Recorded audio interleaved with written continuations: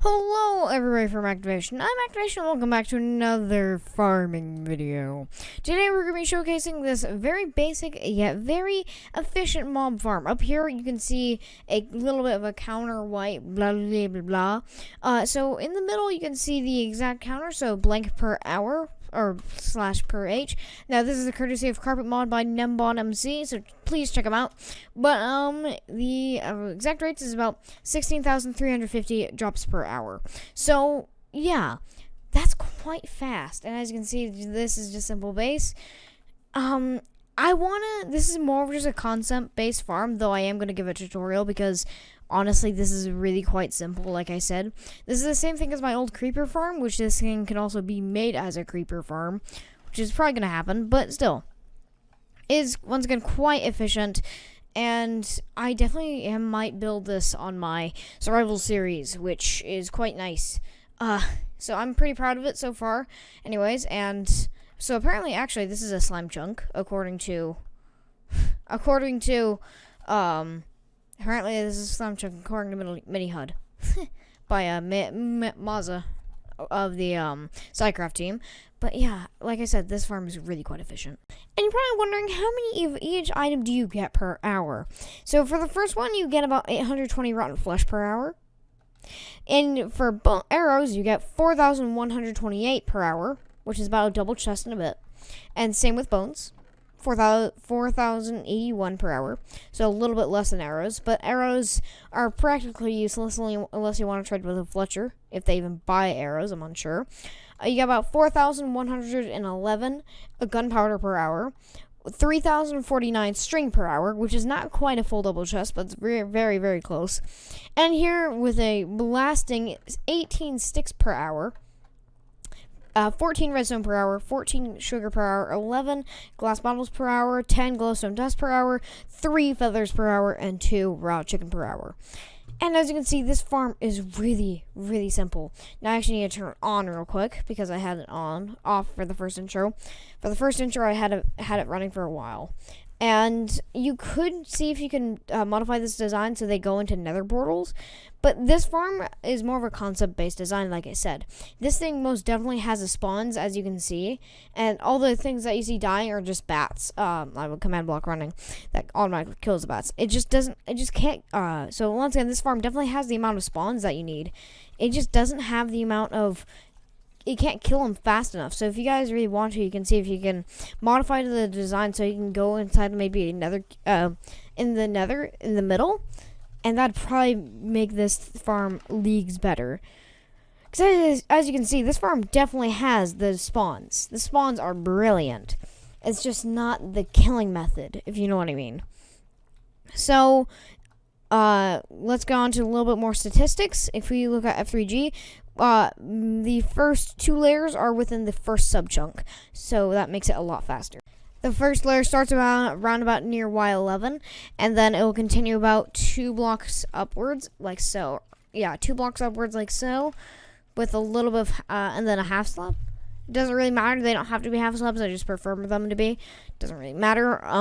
But yeah, as you can see, this thing has the spawns, just not the amount of kills that can't kill the mobs fast enough. So if you look at the mob cap up on the tab screen, as you can see, it's always maxed out. The mob cap is almost always maxed out with this farm.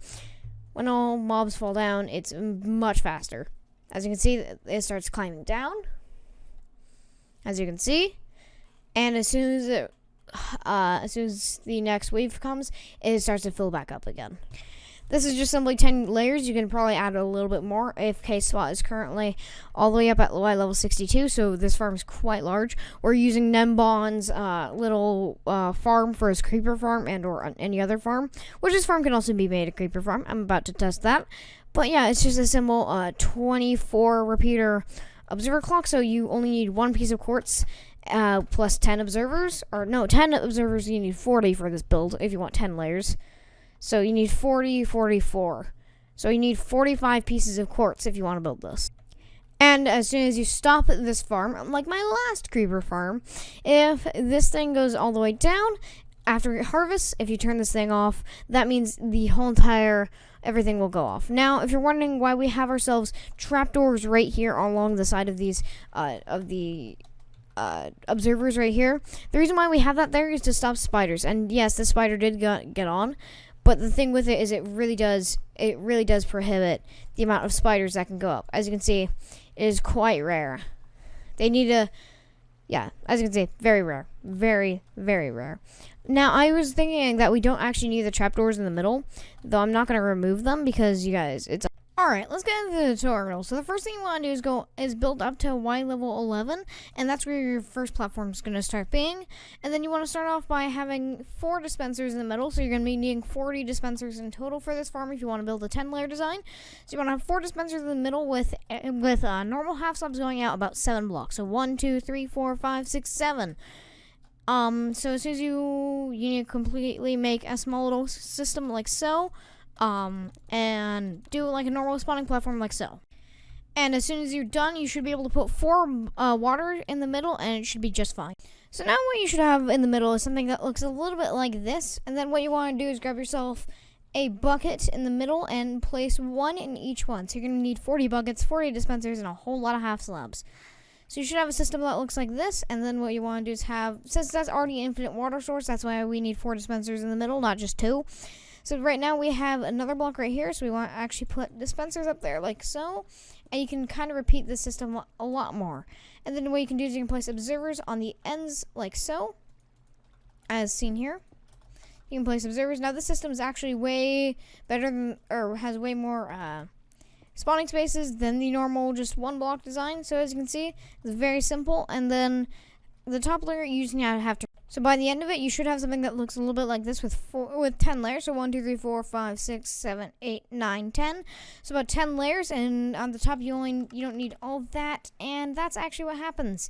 It apparently did not copy any of the buckets that I had. Oh, it did. They're just all filled with water, aren't they? Super weird. Hold up. You might want to place in the water last. That might be a little bit more intelligent. So I need to grab myself some buckets and put it in every single one. This is a very annoying and very aggravating process. So yeah, just don't worry about it. I suggest adding in the buckets and then actually needing to grab them. Adding in the buckets kind of last, I'd say. Or adding in the water last, I mean. By the end of it, you should have something that looks a little bit like so. And then what you need to do, instead of actually placing the 2 observers right there and updating them, what you want to do is break those. And by the way, this farm will not work on Bedrock. You want to place an observer like so, an observer like here, and an observer here and here. Okay. And then you want to place 4 redstone dust on top, like so. And actually, if you want to be a little bit more lag friendly, you could actually break those too and get yourself some powered rails, which... Yeah, I don't actually suggest doing that. Just place redstone dust for a while. And you want to have a 4-tick repeater facing into that. Then around on the other end, you want to do the same exact thing. Now, I suggest these are already non-spawn proof. I do suggest them being automatically spawn proof. You have to place half slabs and or glass on top of it like I have over there. So let's just go out 12 blocks in each of these directions. So 1, 2, 3, 4, 5, 6, 7, 8, 9, 10, 11. That's the rest of the repeater. And then 12 to finish off the rest. So this farm itself can actually fit within a 1 chunk area, but the actual redstone cannot, which is a very big shame. So we need to quickly place some of these repeaters, like so. All 4 tick on delay.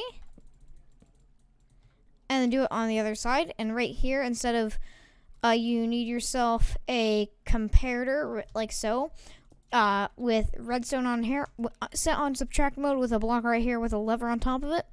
And then you need to completely do it backwards once again. Wait. Yeah, okay. I'm doing this correctly. So if you were to set up this whole entire system, it'd be perfectly functional now. Now what you want to do is you want to set up your roof. So we're going to start off by doing a roof like so. So it's only 2 blocks high. And also you can also set a spawn proof setting right here. Spawn proof all this because mobs are in fact able to spawn on redstone dust. So try hard enough to quickly do some of this. Okay. Simply like so. Make sure they're all transparent blocks, so if you were to place one right here, it doesn't interrupt the signal. And what you want to do is go out to the edge on each layer, like so, and go up 15 with half slab. So 1, 2, 3, 4, 5, 6, 7, 8, 9, 10, 11, 12, 13, 14, 15. And this is quite a large roof. Quite large, but it will actually do the trick. So you're going to have a massive roof on top of here. And it will actually make the whole entire thing spawn proof. I might be doing it a little bit too high, but yeah. So 1, go all the way over here. And do 15. 1, 2, 3, 4, 5, 6, 7, 8, 9, 10, 11, 12, 13, 14, 15. That is a little bit smaller than the roof I have over here, so this is not perfectly needed, though it is wanted, so you have perfect spawns.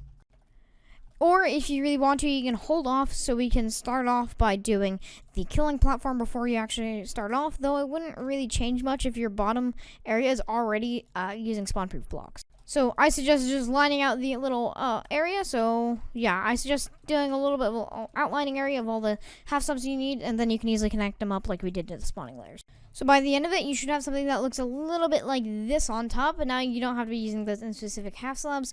And I don't know why in the heck this is here. This is for my old model. My mic was muted, so that did not work, sadly. But as you can see, we have this giant kind of plus sign down here, and we can now start off with the killing platform. Now, this depends whether you want to set up a nether portal system, which you're going to have to design yourself, not me, because I have no idea how I would actually do that. Or we can set up the actual normal platform, which we can easily do by clearing out the area so we can quickly outline that. So let's try and get it perfectly even. I believe that's kind of a square. So we can set that to be hoppers, or I'm going to be setting it to wool.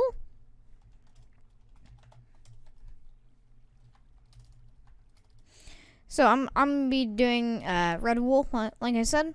I'm going to be doing wool only because I'm running carpet mod. So if you're not running carpet mod, or you're doing this in survival, I definitely do suggest what you should do is you should run hopper lines all the way going off in certain directions, all individual lines, and maybe into dropper sets to spit them out into hoppers, and then into item elevators to go inside your storage system. Very complicated, but very simple, like I said. Sounds complicated, but it's very simple. So like I said, I'm just gonna be doing this. And this is going to be the base of my system, and I'm also going to quickly increase this square a little bit, because this is quite small.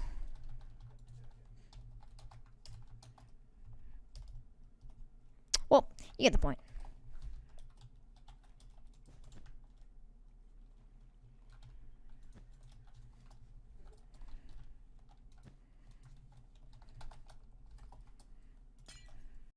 So now you have something that looks a little bit like this. Probably not exactly. You'd have hoppers probably facing in a certain direction like so.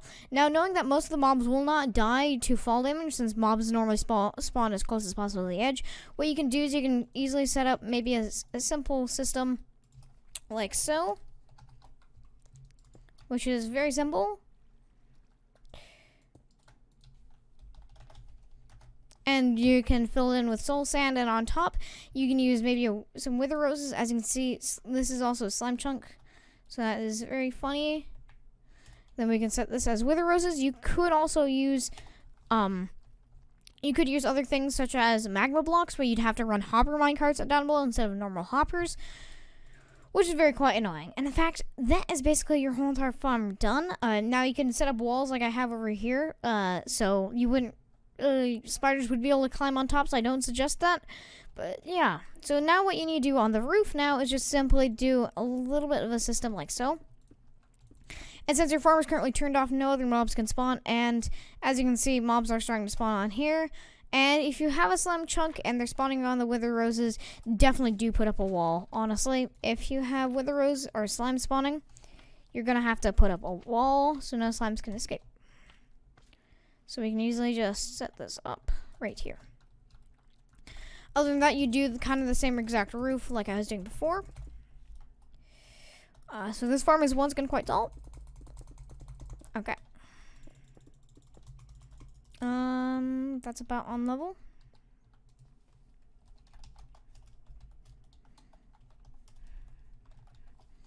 So that makes a glass wall, and then of course we're still going to be doing the roof area. So if you actually leave this here, you actually are already getting an infinite mob farm, or an infinite slime farm, which ain't that bad actually.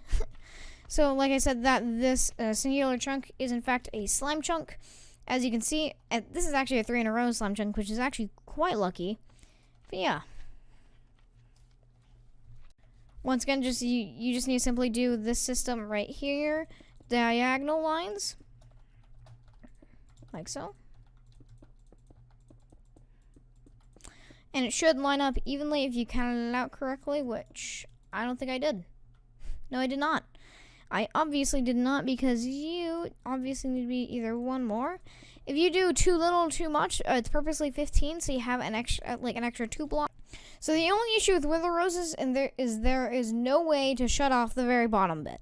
So if you don't really want wither roses, that is just fine. You can easily use magma blocks once again, but you'd have to run individual little things behind, but you should have something that looks a little bit like this. You want absolutely no spawnable blocks. So you have I have about half of it done, and we're not quite finished yet with the redstone. We still need to place 4 more observers there, but we're not going to place that just yet, because if you update that observer, that will kind of break the whole entire system. So I do not suggest doing that yet. So if you're building this in 1.12, good luck, because I don't suggest placing in the buckets yet, or you can remove them. So now you should have something that looks a little bit like this, and tons of mob spawning, and it should be tons dark. So I'm going to affect myself with some night vision. Okay, there you go. Now I have some night vision, and now we can see just fine. So yeah, that was a little bit of a mistake. Whoops, my bad. So thankfully, that's what happens when you don't do that. Okay, so now you should have something like that looks like this, and then you should be able to simply go through and place an observer on each one of these blocks. Should be facing downward, so in 1.14, since the new crouching mechanics, should be a little bit easier for you to do. The last one's always the hardest though. Alright. And now it's time for the simple system. So as you can see here, you already have tons of mobs spawning down below, like absolutely tons already, because those are the only mobs that can spawn. So if we have counter red, we are currently getting about 8,000 items per hour already. So now we're not completely done yet. We actually need to grab some glass, and it has to be glass, mind you, or it couldn't be any other transparent block except for half slabs.